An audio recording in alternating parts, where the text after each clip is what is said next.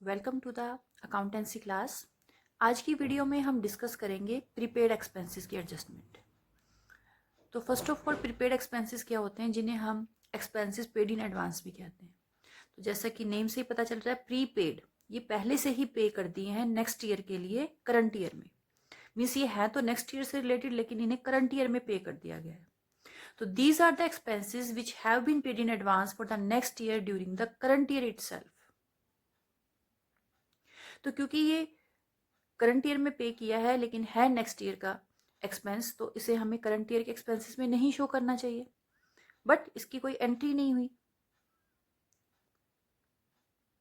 कि कितना अमाउंट हमने नेक्स्ट ईयर के लिए एडवांस में पे कर रखा है।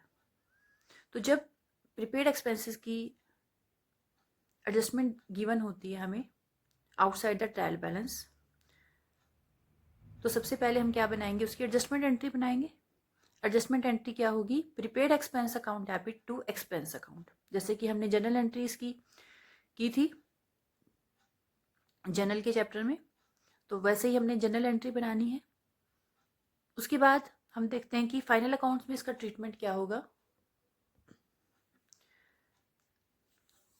तो जैसे कि मैंने आपको पहले ही बताया था कि जो चीज़ हमें एडजस्टमेंट में गिवन होती है उसकी टू प्लेसेस पर एंट्री होती है। फर्स्ट ट्रेडिंग अकाउंट में और या प्रॉफिट एंड लॉस अकाउंट में, इन दोनों में से किसी एक अकाउंट में ही होगी, और दूसरा होगी बैलेंस शीट में। तो सबसे पहले हमें ये डिसाइड करना है, ये देखना है कि जो एक्सपेंसेस प्रीपेड हैं ये एक्सपेंसेस कौन से अकाउंट से रिलेटेड हैं। इन्हें ट्रेडिंग अकाउंट में शो किया जाता है या प्रॉफिट एंड लॉस अकाउंट में शो किया जाता है। तो अगर ट्रेडिंग अकाउंट में शो किया जाता है तो उसकी एडजस्टमेंट भी ट्रेडिंग अकाउंट में ही होगी, और अगर प्रॉफिट एंड लॉस अकाउंट में किया जाता है तो उसको इसकी एडजस्टमेंट भी प्रॉफिट एंड लॉस अकाउंट में ही होगी। तो अगर ये ट्रेडिंग अकाउंट से रिलेटेड एक्सपेंस है तो सबसे पहले जो हमें ट्रायल बैलेंस के अंदर एक्सपेंस गिवन है उसे हम शो करेंगे डेबिट साइड में ट्रेडिंग अकाउंट के, और उसमें से प्रीपेड एक्सपेंसेस लेस कर देंगे। अब लेस क्यों करते हैं, लेस इसलिए करते हैं क्योंकि ये नेक्स्ट ईयर से रिलेटेड है, इस ईयर से रिलेटेड नहीं है, और हमने इस ईयर में पे कर दिया, इसे करंट ईयर में ही पे कर दिया। तो इसलिए हम इसे करंट ईयर के एक्सपेंसेस में नहीं दिखा सकते क्योंकि करंट ईयर का एक्सपेंस है ही नहीं। तो इसलिए हम इसको क्या कर देते हैं, माइनस कर देते हैं, क्योंकि जो एक्सपेंस ट्रायल बैलेंस के अंदर शो कर रखा है उसके अंदर ये ऑलरेडी इंक्लूड है। तो उसको क्या करना है, माइनस करके हमें अलग करना है। इसी तरह से अगर ये अमाउंट, ये expense profit and loss account से रिलेटेड है, मीन्स ये इसे प्रॉफिट एंड लॉस अकाउंट में शो किया जाता है, तो सबसे पहले प्रॉफिट एंड लॉस की डेबिट साइड में जितना अमाउंट ट्रायल बैलेंस के अंदर गिवन है दैट विल बी शोन। कहाँ शो किया जाएगा, प्रॉफिट एंड लॉस अकाउंट की डेबिट साइड में शो किया जाएगा। And then we will deduct the prepaid amount, और उससे रिलेटेड जितना भी अमाउंट हमने एडवांस पे कर दिया उस एक्सपेंस से रिलेटेड उसे हम माइनस कर देंगे। रीज़न वही है, माइनस क्यों करते हैं, क्योंकि ये एक्सपेंस है तो नेक्स्ट ईयर से रिलेटेड लेकिन इस ईयर में पे कर दिया गया है, और जो ट्रायल बैलेंस में अमाउंट दिखाया उसके अंदर ये इंक्लूड है। तो इसलिए हम इसको क्या कर देते हैं, माइनस कर देते हैं, डिडक्ट कर देते हैं। और मैंने ट्रेडिंग अकाउंट और प्रॉफिट एंड लॉस अकाउंट के बीच में और लिखा है। इसका मीनिंग क्या है कि इसकी एंट्री एक ही प्लेस पर होगी, या तो ट्रेडिंग अकाउंट में या प्रॉफिट एंड लॉस अकाउंट में। ये हमें देखना है ये ट्रेडिंग अकाउंट से रिलेटेड एक्सपेंस है या प्रॉफिट एंड लॉस अकाउंट से रिलेटेड एक्सपेंसेस है। नेक्स्ट है बैलेंस शीट में शो करना है इसे हमें। अब जो प्रीपेड एक्सपेंसेस होते हैं, जो एक्सपेंसेस हम एडवांस पे कर देते हैं, वो बिजनेस की एसेट होती हैं। तो एसेट होती है तो बैलेंस शीट में से एसेट साइड दिखाया जाएगा। तो इस तरह से प्रीपेड एक्सपेंसेस की एडजस्टमेंट की जाती है।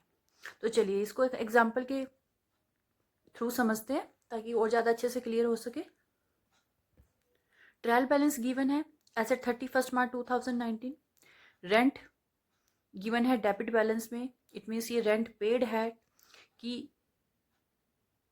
कितना रेंट पे किया गया, टोटल 20,000। और एडजस्टमेंट में गिवन है outside the trial balance prepaid rent rupees 5,000। It means 5,000 rent ऐसा था जो प्रीपेड है, मीन्स नेक्स्ट ईयर से रिलेटेड है, लेकिन वो इसी साल पे कर दिया गया था, और जो कि इस रेंट में इंक्लूड है, जो कि ट्रायल बैलेंस में शो किया गया है। तो सबसे पहले उसकी एडजस्टमेंट एंट्री करेंगे। एडजस्टमेंट एंट्री क्या होगी? Prepaid rent account debit to rent account 5,000 rupees. Adjustment entry बनाने के बाद चलिए देखते हैं इसको हम फाइनल अकाउंट्स में कैसे शो करेंगे। सबसे पहले तो हमें ये देखना है रेंट है ये, तो ओनली रेंट है, तो इट मीन्स ये ऑफिस रेंट है, फैक्ट्री से रिलेटेड नहीं है, और इसे प्रॉफिट एंड लॉस की डेबिट साइड में शो किया जाता है। तो सबसे पहले जो अमाउंट ट्रायल बैलेंस में गिवन है रेंट का, उसे हम प्रॉफिट एंड लॉस अकाउंट की डेबिट साइड में शो करेंगे। To rent 20,000। अब इसके अंदर वो रेंट भी इंक्लूड है जो नेक्स्ट ईयर से रिलेटेड है, लेकिन हमने करंट ईयर में पे कर दिया, तो उसे हम माइनस कर देंगे। Less prepaid rent 5,000। माइनस क्यों किया है? As I already told you, because ये जो अमाउंट है ये नेक्स्ट ईयर से रिलेटेड है, तो इसे हम करंट ईयर के एक्सपेंसेस में नहीं शो करेंगे। तो हमने माइनस कर दिया 20,000 माइनस 5,000, 15,000। तो इट मीन्स इस ईयर से रिलेटेड रेंट कितना है? 15,000 है, और इसे ही हम अपने एक्सपेंसेस में इंक्लूड करेंगे। नेक्स्ट है बैलेंस शीट में शो करना है अब इसे हमें। तो बैलेंस शीट में इसे कहाँ शो करेंगे? जो प्रीपेड एक्सपेंसेस होते हैं, जिन्हें हम एडवांस में पे कर देते हैं, वो बिजनेस की एसेट होती हैं, तो इसे हम बैलेंस शीट की एसेट साइड में शो करेंगे। Prepaid rent 5,000।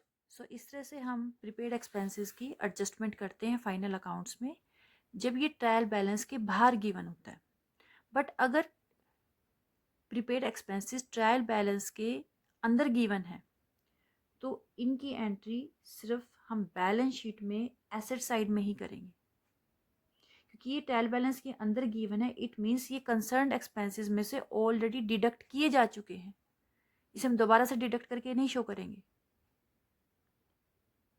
और क्योंकि प्रीपेड एक्सपेंसेस एक रिप्रेजेंटेटिव पर्सनल अकाउंट होता है, और सभी पर्सनल अकाउंट की एंट्रीज हम कहाँ करते हैं? बैलेंस शीट में करते हैं। इसलिए अगर ट्रायल बैलेंस के अंदर प्रीपेड एक्सपेंसेस गिवन है, तो उसकी एंट्री हम एक ही बार करेंगे, एक ही प्लेस पर, और वो है बैलेंस शीट की एसेट साइड। तो this is all about the adjustment of prepaid expenses.